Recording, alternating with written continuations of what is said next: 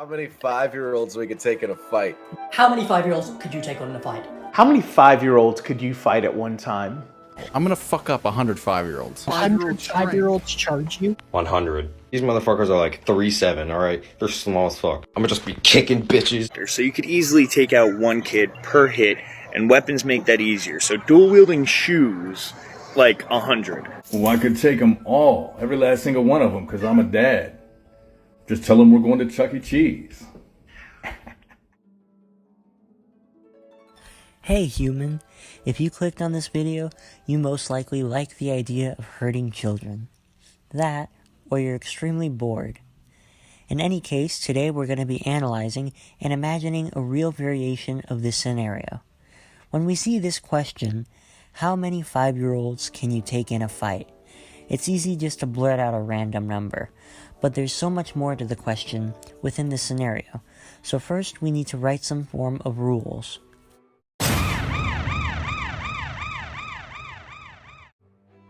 First, the 5-year-olds. For this scenario, we're only going to have smart 5-year-olds. They improvise, adapt, and overcome. This means they change strategies as much as you would, if not more. They would also have no sense of fear, simply because fear could potentially change the power dynamic between you and the children. If they did have a form of conscience and fear, it would be very easy to grab the first 5-year-old you see and brutally murder the thing, gouging its eyeballs, pulling out its organs, simply to make an example to the rest of them. However, if they lack empathy and fear, they would not really care. They can't feel fear, but they can feel pain. These are 5-year-olds we're talking about, and the minimum to knock out an adult is around 144 pounds of pressure. So since these are 5-year-olds, we'll just lower that number to 77 pounds of pressure, which is much less than the average force of an adult. Of course, with all of this, it varies with age, height, size, but this is all just very specific statistics. Now, the fight itself should be an all-out brawl. This means they can bite, kick, use any weapons they have around them, and even go for a brutal and messed up area like the pee-pee. But this also applies with you, which means you can use any form of weapon around, and if needed, you may grab a baseball cup and protect said pee-pee. Okay, next, the domain. For this scenario, I think it would be most fitting in a playground, as around 20 feet wide, 20 feet deep. There would only be one opening, which can be used by the 5-year-olds only.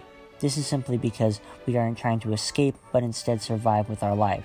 So our fighters, the 5-year-olds, will all be around 45 pounds and 3'7", as this is considered the average height and weight of a 5-year-old. With all this in mind, the starting wave of 5-year-olds would be around 50.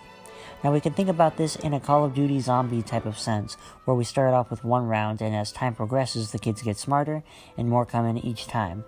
First round would be 50, next would be 60, next 70, 80, and so on.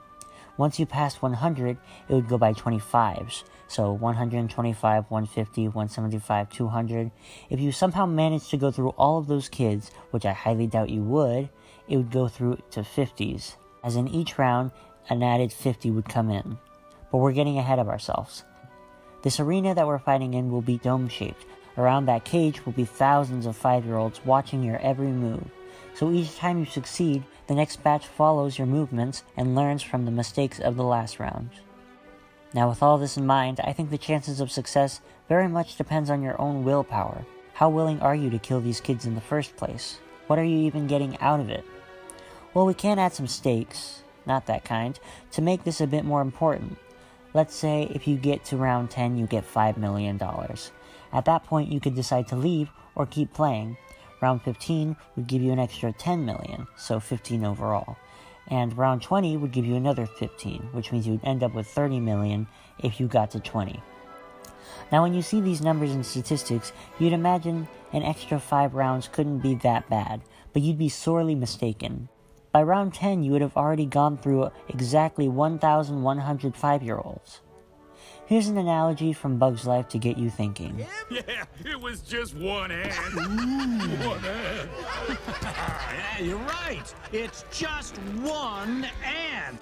Say, let's pretend this brain is a puny little ant. Did that hurt? Nope. Well, how about this one? Are you kidding? Well, how about this?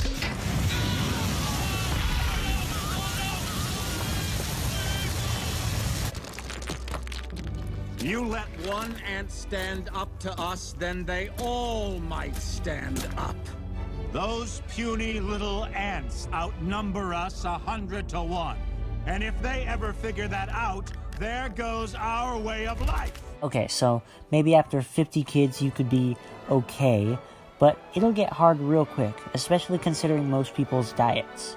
It's easy to think of what you could do versus what you will do. I don't know, man. It sounds pretty epic to me, but let me know in the comments how many rounds you think you'd actually make it to.